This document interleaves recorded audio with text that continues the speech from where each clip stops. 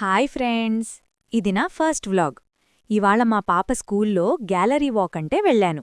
Teachers అందరూ చాలా కష్టపడి అరేంజ్ చేశారు. చిన్న చిన్న పిల్లలు చక్కగా ఏమడిగినా వెంటనే ఎక్స్ప్లెయిన్ చేస్తున్నారు. ఇదిగో చూడండి, మా పాప కూడా ఎంత చక్కగా చెప్తుందో.